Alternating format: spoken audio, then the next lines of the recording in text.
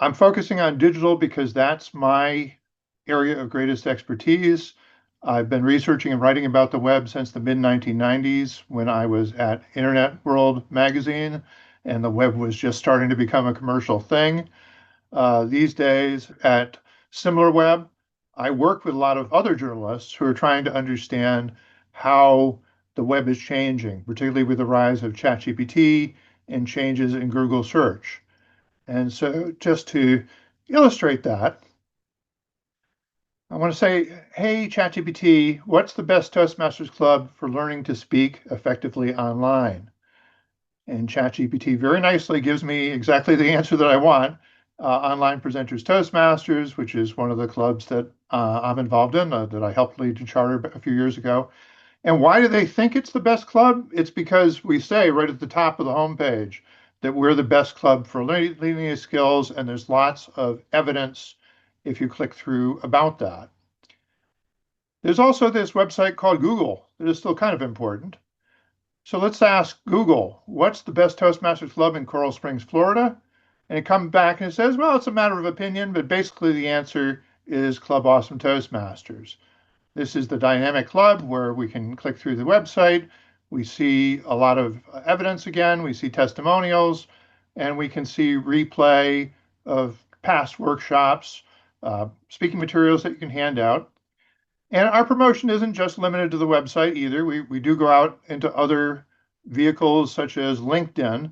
This speaker's theme actually was a lot about LinkedIn for personal networking, and we encouraged our attendees to go out and post about it afterwards. So here's somebody saying, I don't always get up at 7 a.m. in the morning anymore for Toastmasters, but I'm glad I did it this week. So one of the things I'm trying to convince you of is that it makes sense to invest in your digital presence because the first impression that people get of your club is probably going to be what they see online. We've all gotten in the habit of anything that we're going to invest our time or our money in, we check it out online first. And so you want a clear message there about what's the value of your club. Don't get too hung up on the bureaucratic details like your club number, your district number. Those shouldn't be at the very top of the page because they're not the most important things to somebody who's just learning about Toastmasters for the first time. So know the difference between insider details and what makes sense to people just learning. I recommend that you try and show members in action. So not just the group photo, but somebody up on stage giving the dramatic gesture at a contest. If you can get video and put it in there, that is something that's going to help. And avoid insider language, jargon, even table topics I consider to be jargon as opposed to spelling out that we're talking about table topics, impromptu speaking practice. You want to try and understand the social media dynamics. That means trying to teach your members to share, coach them to click that share button. You want to ask for shares explicitly. It would be great if you shared this because more people would see it, and that's what you're looking for here. And if you share others' content, they may reciprocate. So connect with me on LinkedIn because I'm a pretty generous sharer. If you're putting out something that is worthwhile, I'm going to share it in the hope that you're going to remember me and do the same for me in the future. And you want to link to where people can take action, where they can learn more, where they can register for events. One tricky thing that has come about, I think just in the past couple of years, it's become maybe more important, is that the social media algorithms, their computer logic for what gets shown most prominently seem to be penalizing things that have links in them, the things that have links in the main post. So often people will say, the link is in the first comment. And so it's just a way of breaking it up to just try and get more traction in social media.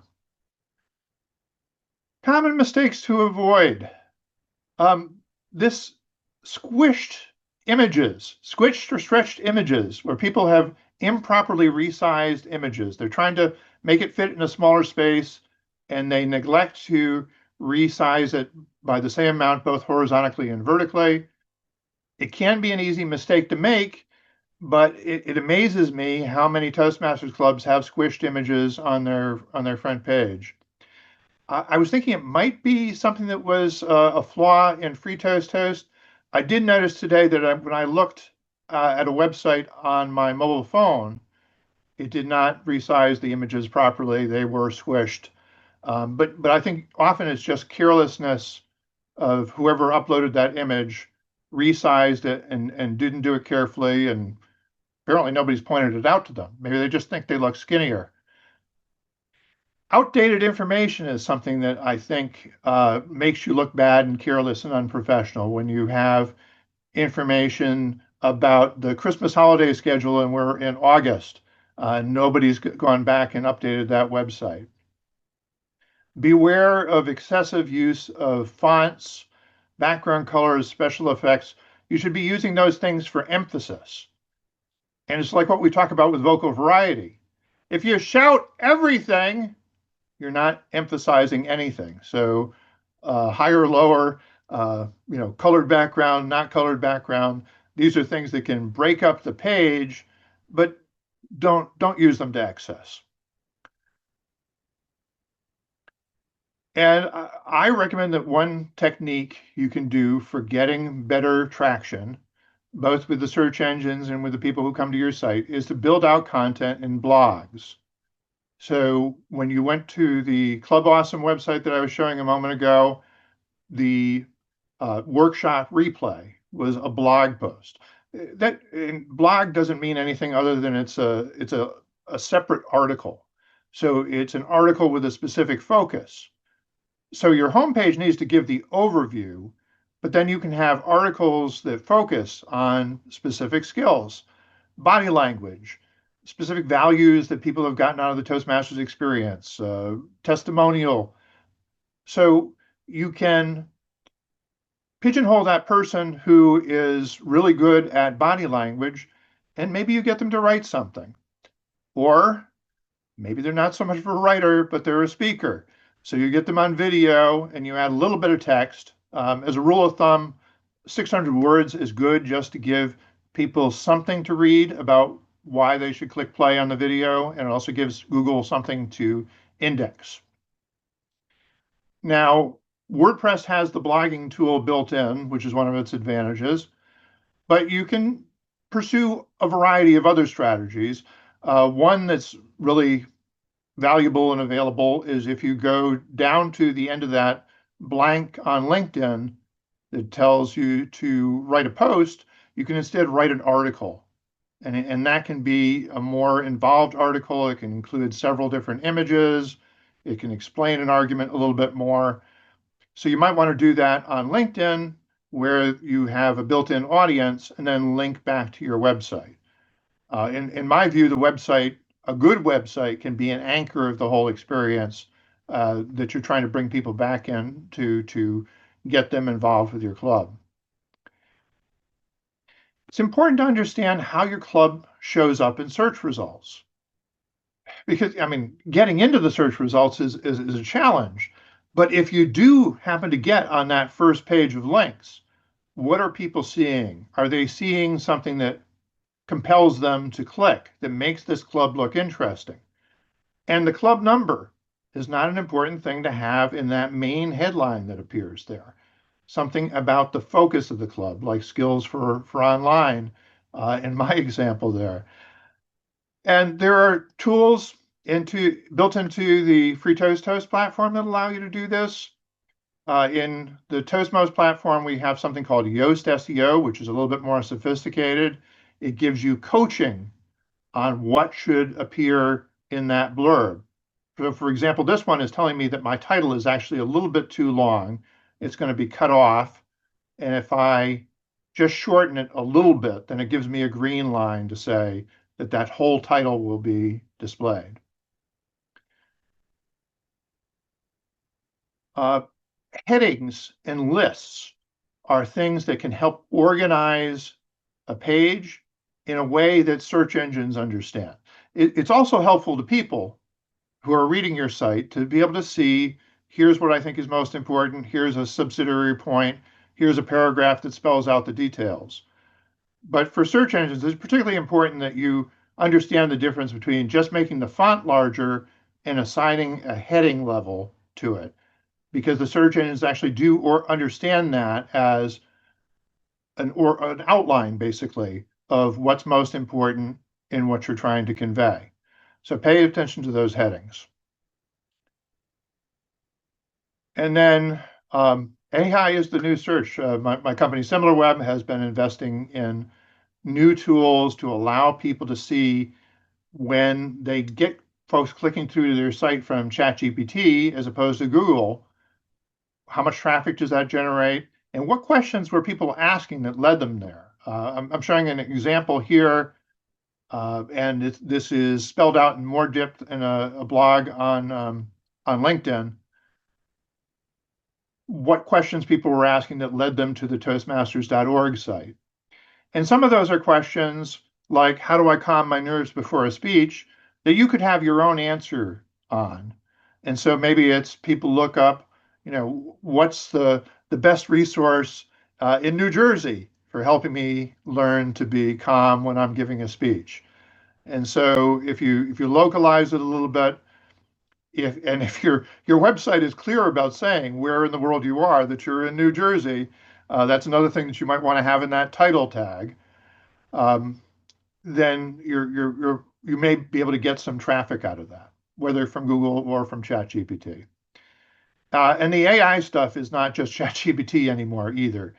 Google recently added an AI mode button right next to the main search blank, so they're playing this up increasingly as well. And I can't resist showing the one last ChatGPT trick, which is what's the best way of upgrading my Toastmasters Club website?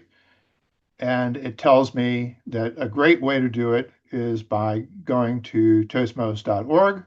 In fact, if you haven't already done so, you should move on over there. It's a good opportunity to refresh your design, update your core content, and start taking advantage of WordPress specific resources. So that's my basic pitch, my basic sales spiel. But what I'm going to do in a moment is show you how you would go about creating a Toastmost site. And Toastmost is just a set of customizations to WordPress. So WordPress is web software that is used by organizations all over the world. It is used by some very large organizations as well as smaller ones. And let me show you some examples. Because part of the point is we're trying to have a more professional look, a more professional presence on the web. So the New Yorker magazine is actually a WordPress website. The Verge, a text publication, is a WordPress website. Let's see.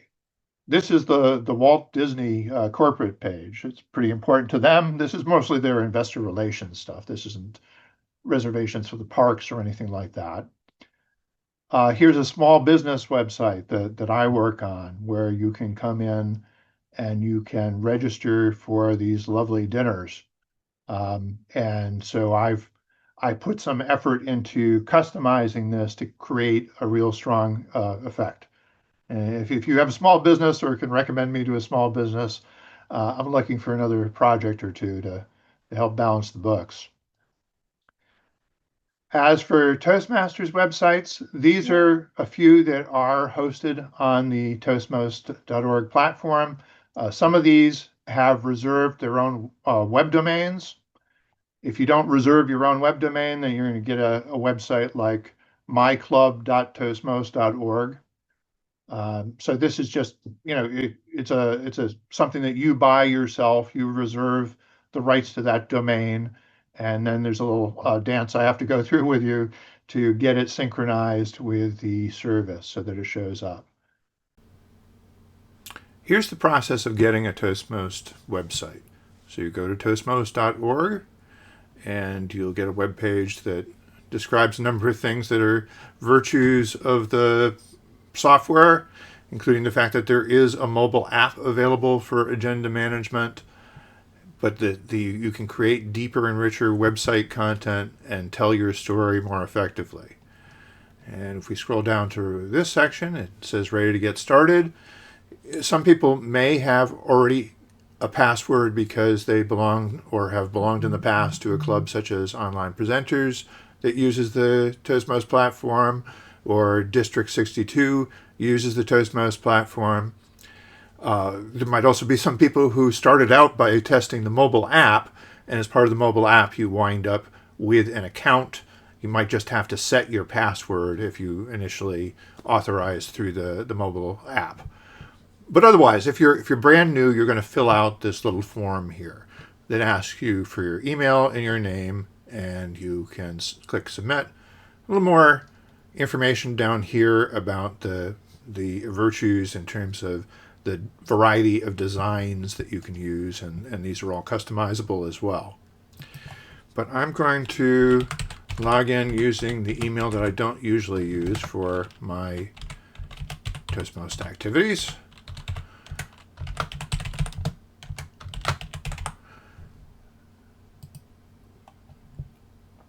And I get back a message saying that I need to check my email.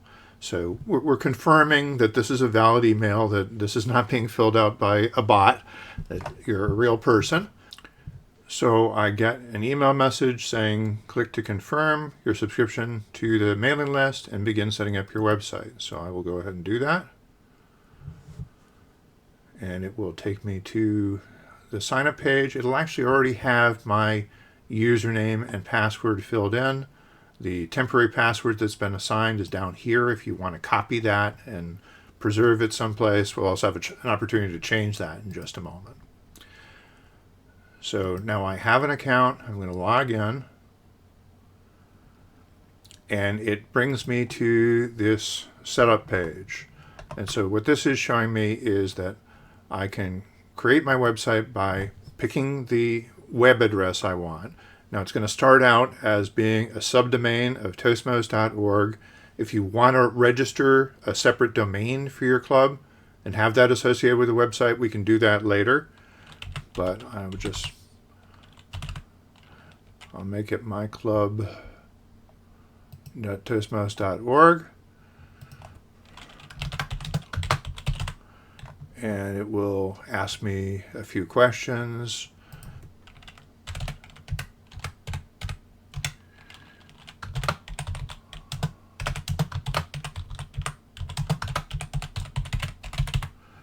All right, and we will say that we meet every Friday at 7 a.m. in the morning. How about that? And we are on Pacific time in the US. So you pick your time zone partly so that we can keep track of calendar events. And then we want to choose a design that we're going to use initially. We can, again, change this later. But we'll try this one with the blue banner across the top. Down and say create site. And it comes back with a notice that says, again, I'm going to look for an email with instructions on how to finish setting up the website. Actually takes a couple of seconds. And if I want, I can come into the profile screen for my account and change my password. So this is where I would set a new password. It tries to guide me towards setting a really strong password. You're going to be the administrator of a website. You don't want it to be easily hacked. So you want to make it strong, but you can make it something a little bit easier than that. Something I've used occasionally is an address that has a significance to me. So just by including spaces in it and punctuation, I make it a reasonably strong password, and I could set that as the password for this site. But I don't really care about that right now. I am going to watch for that email saying that my site is ready to get set up. This is going to give me some instructions. It shows me I can go in and visit the website as it is now. It gives me links to the login page, the reset your password page, and there's a whole video course that I put together a while ago. Maybe needs to be updated a little bit, but you can get a lot of orientation through those resources. But we can click through and just see what the website looks like so far. So what we have so far is basically the skeleton of a website where we need to start the process of filling in the blanks. So this black bar across the top is something that you get when you are logged in as the administrator. Regular members will get a more basic version of it where they'll just be able to go from the front end of the site to the dashboard. They'll also be able to navigate to their profile. Say they want to reset their password or they want to put in some additional information. There's room on the profile to add a profile photo and some other details such as your level in Toastmasters, whether you're a DTM or not, that kind of thing. So up at the top on this black bar also, when you're the administrator, you get access to this Edit Site menu item that allows you to go in and alter the whole design of the website. You're not going to go in there too often, but when you add a new page to the website and you need to modify the menu, then you might click on Edit Site.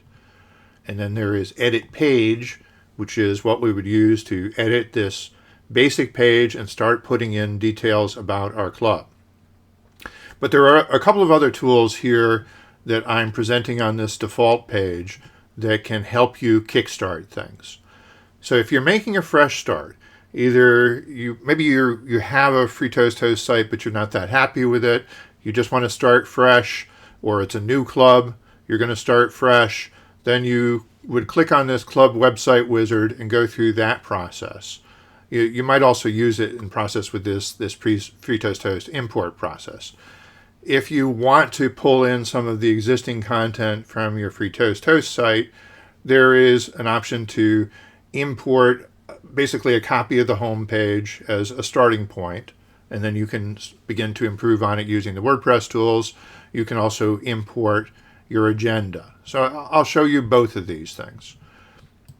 So the startup wizard is just basically trying to get some information about how your agenda should be set up, assuming you're going to use or at least try the agenda tools that are built into the website. I like that because it's all built together in one place. There are some clubs who prefer something else, such as Easy Speak for the agenda management, and they might just use the Toastmost site for the marketing part. Because Easy Speak, whatever its virtues, does not create great looking websites. So this is asking you for some basic questions that it can use to generate a starter agenda for you. When you start off the meeting, how much time do you allow for welcome and introductions? When the Toastmaster themselves, the day introduces themselves, how much time do you give for that? What other supporting roles do you have typically in your meeting? And I've listed off some that are common in my clubs, but you can vary these. Maybe you have a humorist, but you call it the joke master.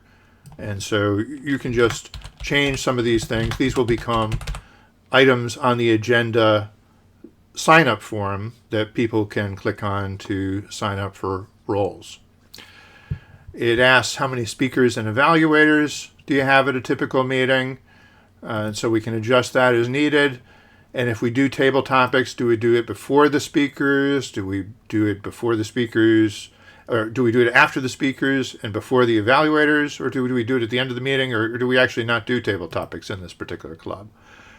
And you may have other activities that I haven't imagined here that you want to add. There's all sorts of stuff that you can customize later, but this is just to try and give you a little bit of a jump start. And then there are questions like, do we invite guests to register online? Do we have that RSVP function? So I can accept these choices and move on. It will also give me an opportunity to invite some other people in to help me test the website. I can do that or not, and move on here. And then it gives me a number of other jumping off points, how I can start to edit the home page, for example. Before I get into editing, let's show you the import from Free Toast Host option as well. So this is a website of a friend who is in the process of converting his site over, And I'm just going to copy the address, the complete address for the HTTP and all that. And I'm going to drop that into the import wizard. So let me go back to the front page. I also need to show you something about navigating from the front end to the back end of the website in just a moment. But for now, we'll go to the FreeToast import tool from this link. And this, again, is something that can be found on this dashboard. It's under Toastmasters Administration, FreeToast Importer, if you need to find your way back here later. I can paste in this web address, and I'm going to say I'm going to replace the home page with the imported content with as much content as we're able to copy from the FreeToast website. So it comes back and says that it has done that, and let's go take a look at what that is. I click on edit here. It is going to take me into the WordPress editor, and it has some of this content loaded in. Where I see this little thing saying classic, that just means that it's a little bit confused about how to deal with that content. And there may be some other things that are imperfect about this import process. Also, some of the links, if they're internal links within the old website, may not be relevant. Before I get too much deeper into the process of how you work with the WordPress editor, let me back up and also show how you would go through the process of adding the agenda content from your old site to your new site. So I saved those couple of changes, and I'm going out to the front end. And again, I mentioned that there is a trick to navigating between the front end of the website, which is what the public sees, and most of the time what your regular members see, and the dashboard. So there's the administrator's dashboard. So if we go up to where the club name shows up on this administrator's bar across the top of the screen, when you're on the front end, it shows a link to the dashboard. When you are on the dashboard, it shows a link to the front end of the website. So if I go back to the dashboard and I go back to the FreeToast importer, which again is under TM administration. This is a menu that only the website administrator sees. In this section, it has a screen for importing content from the old website. And we can see that a number of other documents have been saved in the system as drafts, and we can edit them and publish them if they are useful for the new website. But there is also this import agenda content tool. And so this gives us directions. You would go into your administrator's screen in FreeToast Host. You would navigate to the correct agenda. You copy and paste all of that content. Just a big sloppy copy and paste of everything in sight related to that agenda. Because there is unfortunately no export tool within FreeToast Host that would make it neater, but you do that sloppy copy and paste, you paste it into this blank here, you click submit, and it will come back with its interpretation of what looks like a role on the old agenda that might be a role on the new agenda, what looks like a stage directions note within the agenda that can be added to the new agenda. So it basically just asks you to confirm all that. I'm not going to go through the whole process, but you can try it. It's not going to be perfect, but it will give you maybe a leg up. It might save you a half an hour on getting your agenda set up in the new system. Now let's talk about the editor. So I'm back on the website. I see some things that are pretty nice in this guest registration widget. Because I made it Pacific Daylight Time is the time that this club meets, and I'm in the U.S. Eastern Time, it's showing me what the difference is, what it would be in my time zone if I wanted to join this meeting. That's mostly relevant for online clubs or hybrid clubs, but that is more of our clubs these days. And so you could turn that feature off if it's not relevant, but it is handy. But some of the things about the imported page might not be quite right. Maybe we want to have this image higher up on the page, or we want to add a new image. And so I'm going to go to Edit Page on the menu up top. So this is Edit Page, and something is a little bit screwy here with this image. So it was showing me an error, but I was able to click the button to say, try and fix this, and it fixed it. So not too much of a crisis there. So I said I wanted to move this image up. So there are these move up and move down buttons. There is also a drag and drop where I can just drag it up and say I want it at the very top of the page, maybe after this initial text. We'll put in this image. So for a lot of things, you can just think of this as a basic word processor. If you want to write several paragraphs of text, you would just open up a blank line and you can start typing. This is my wonderful intro text.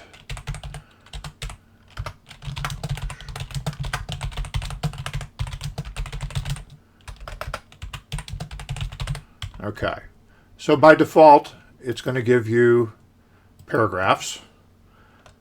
But WordPress has this concept of content blocks.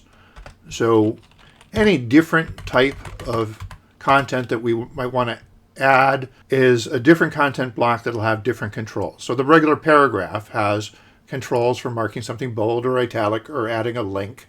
So we would just highlight the text, and then we can add a link to whatever website. If we want to add a heading, then we're going to choose a different content block type.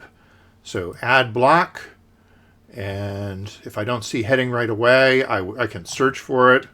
So heading, and we'll add heading, and we'll see that we can have it defaults to heading level 2 because heading level 1 is generally the top title of the page.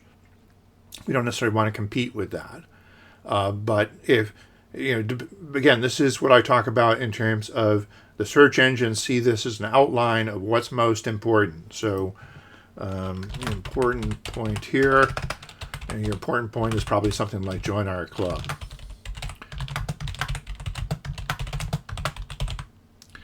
And I can see that wraps to 2 lines, so maybe I will make it heading 3 instead of heading 2.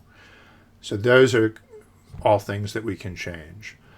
Also, for most content blocks, there is a sidebar.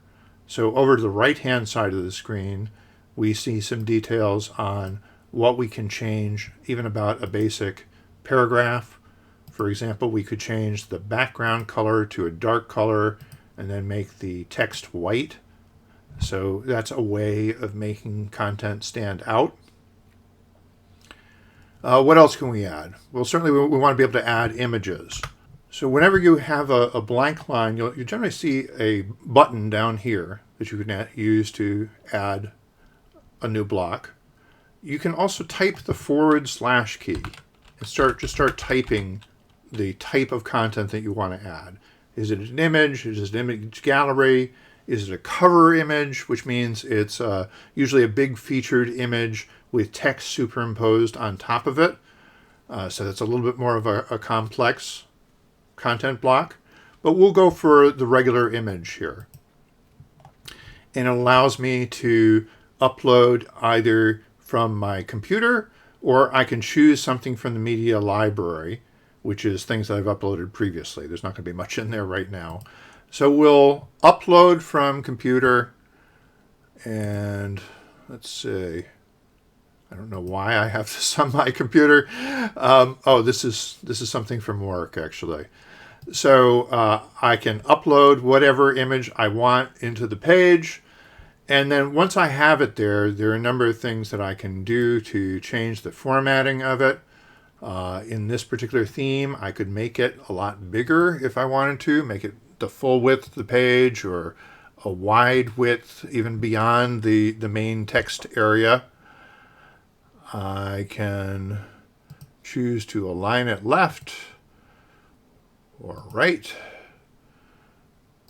or just leave it alone. Also in the sidebar, there is an option to choose whether we want the full-size image, so that's the complete image that was uploaded, or a medium-size version, or a little squared-off thumbnail version, which doesn't look great with the text there, but for some things, as long as the subject of the image is centered, a thumbnail image can be handy. And then within each of these, I can also do some drag and drop to resize things a little bit. So lots of options here for formatting content.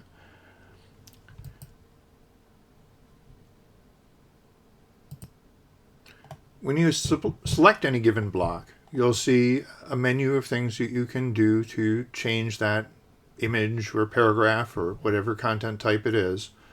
If you go down to the end, there is also a little menu here. And this can be useful sometimes where you just need to open up some space.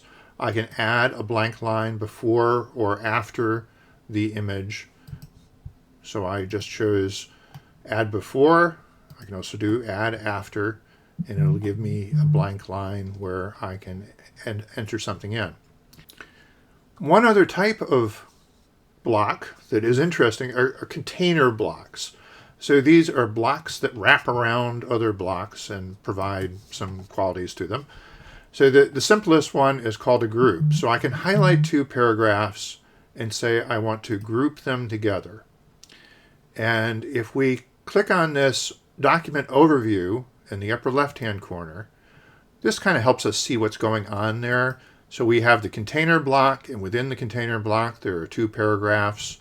There could be other things.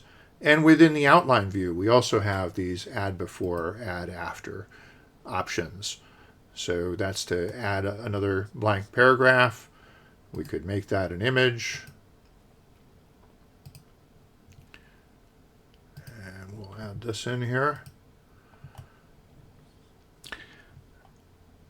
But the group can also have its own properties associated with it. So say you wanted to assign a background color to this section of the page. We can go into the group block and say this whole thing, I want to have a happy yellow background to it. So all of these elements are going to have a happy yellow background, and we'll give them blue text just to provide a little bit of emphasis there. We have other styling qualities we can add, like a little bit of padding at the top or the bottom. So that's just a little bit of space inside the group block to set things off. We can also add, say, columns. So this is another type of container block. So within the columns block, we'll have individual blocks that are, each one is going to be a column, so each one is going to be a container for a certain amount of content. And so within the left column block, we can add our group photo. Within the right column block, I'll add a heading.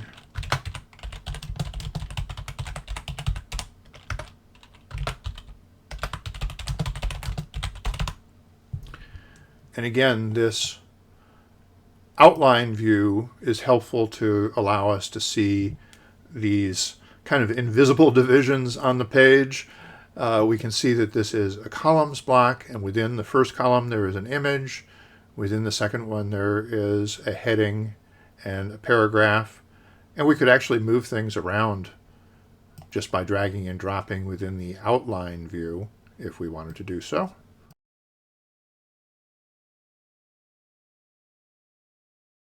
Now, for the most part, I encourage you maybe not to get too fancy right at the beginning. You might just want to come into your page, add a few paragraphs of text, and maybe a good image or a good video. Speaking of which, here's how you add a video. In this case, I'm just using a random video that I've gotten off of YouTube, but this would typically be something like a speech that somebody has given that you recorded and uploaded. Maybe it's a contest speech where they really showed themselves off to best effect. I can copy and paste just the address for that YouTube video, And when I paste it in here, when I paste that link into the editor, WordPress is smart enough to recognize that this is a YouTube video and it automatically inserts the YouTube player. You don't have to fuss with embedding any snippet of code in order to get that working. And so we could save this, and this is going to be a little bit of a mess because we've just been experimenting with it, but we can see how this works on the front end of the site. And we have the video there that we can play. One more thing I'll go into just briefly is how to create a page and add it to your menu. So we've been just working on the home page, which is great. Again, you can branch out by adding blog posts. And so when you add a blog post, the great thing is that it will just become the top story on your blog section. So that's how a blog works. It typically just showcases the most recent things first. But if I want to add a new page to my website, I actually also have to find a home for it on the menu, or I have to link to it from the body of the home page. Some way I've got to let people know that that page exists because there's not an automatic placement on the menu. So when I go to create a new page, sometimes this is useful, sometimes this is not.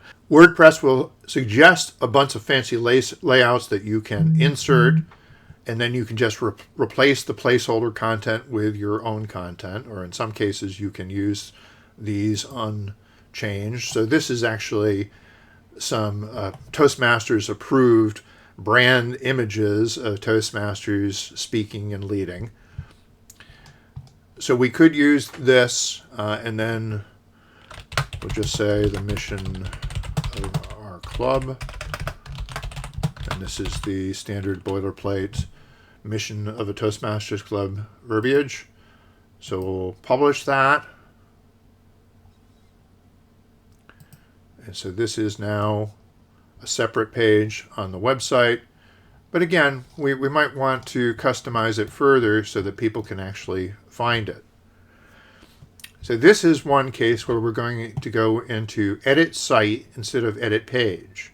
So again, edit page is where I would go if I wanted to edit the text here or the images here.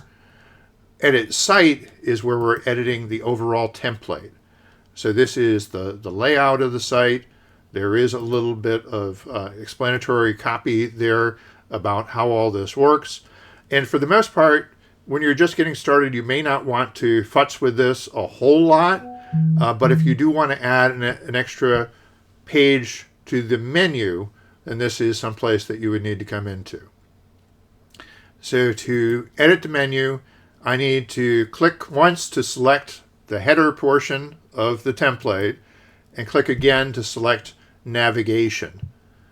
And so this gives me a menu over here on the right where I can add another page, and I will choose page link, and it will come up.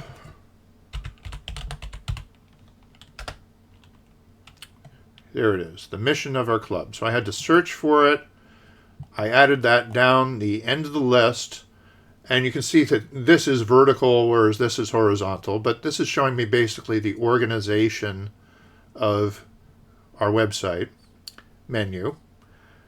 And so we can reposition this if we want to move it closer to the beginning, or maybe we want to indent this under members. So this will make it a submenu. If I drag it to the right a little bit here, let's see.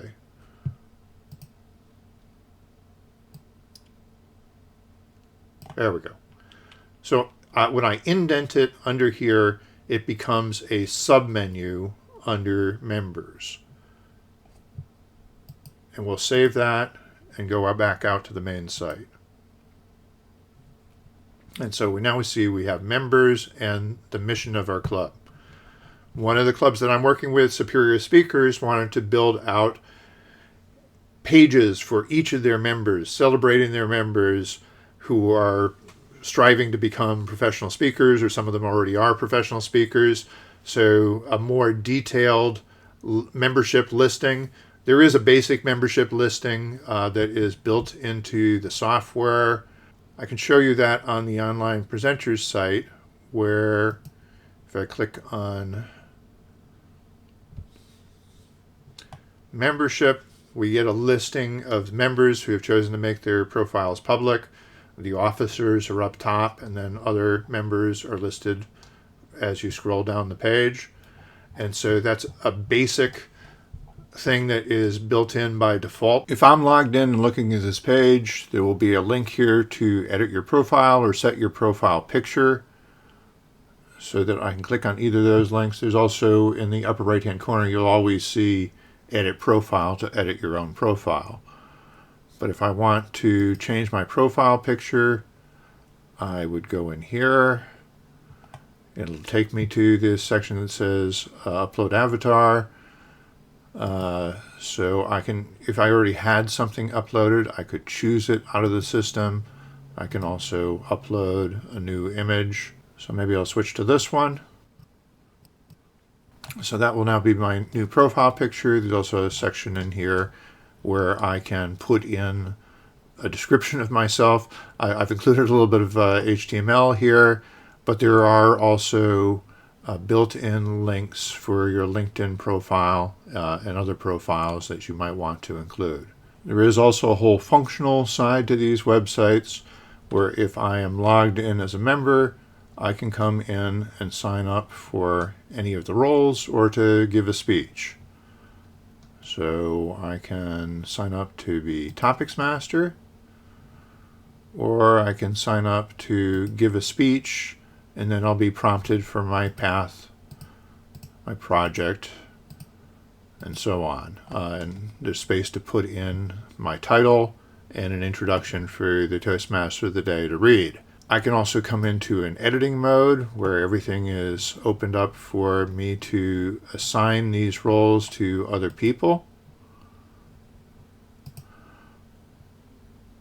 And if I need to reorganize my menu, maybe we have a special event and we can only have, for a particular meeting, 2 speakers instead of 3, I can come into this organize view and come down and find where we have our speeches. And if I change the number of speakers, it's also by default going to change the number of evaluators. So I change speakers to 2. I scroll down and I'll find that evaluators has also been changed to 2, and the timing has been changed to 2 to 3 minutes. So 2 evaluators should be about 6 minutes on the agenda. And as I change any of these times, the time for the meeting to end will also be shown down at the bottom as changed. Now, by default, we've just made changes to this one meetings agenda, which is sometimes what you need to do. There's a specific meeting where you need to adjust things a little bit. But if you want to make this the new template for all your future meetings, you would click on Apply to All. It will update the template, and it will update all the future meeting events based on that same template. It's also possible to edit the template within the WordPress editor. So we could go to Edit RSVP Event, and we'll edit the role blocks and the note blocks that are for the different elements of the agenda. Or we can go into Edit Template to make changes for all our future events. This is actually over on my demo site, but I'm just showing here that there are role blocks. They can include standard roles, or you can also have custom roles that you have for your club. You can assign a certain amount of time that is associated with that role in this view also, or you can just select one of the notes, and the note can have a certain amount of time associated with it. For example, it's a 5-minute break occurs here on the agenda. You can make changes within this view and then save, and it will prompt you to update the future events. We can check all to update all of them, including ones that are projected out for the future, and we can publish that to make all those changes. Or we could do it selectively if there are certain meeting events that we don't want to change. And it tells me that it has updated all these things, and we can go out and view, and we would see whatever new roles we have changed or moved around, or whatever timing we have changed. If you want to print the agenda, that option is listed here at the top, right underneath the date. Go to Agenda Print.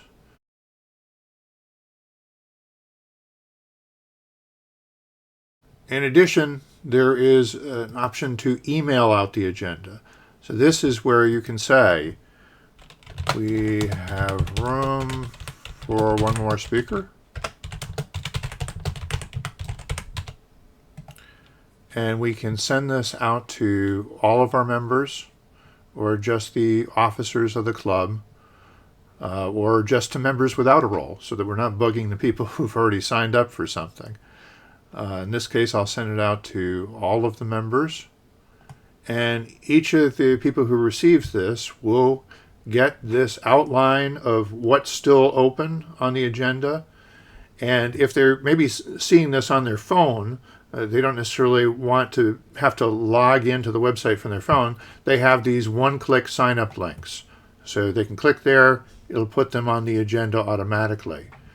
There is also this mode where we can go in and suggest to a member more specifically. We can pick somebody from the list who hasn't done this role in a while, perhaps, and say, I'm nominating for you for this role. Again, they'll get an email and they'll get a one-click sign-up link they can click to sign up for that role. You can also get and encourage your members to get the Toastmost app available in the iOS and Android app stores. With that, I can just tap on the plus sign next to, say, Tip of the Day to add myself to the agenda, or on the X to remove myself, and click on the pencil to plug in somebody else to edit that agenda role. Or I can click on the arrow icon to go into the suggestion mode. So this is the same thing we saw on the website, where we pick somebody who we think would be good for the role, and they're going to get an email notification allowing them to sign up. So I can customize the message here, click send, and off it goes. If that's enough to convince you this is worth a try, the other thing that's left is for you to create your own website, kick the tires for a while, and then get back to me with questions.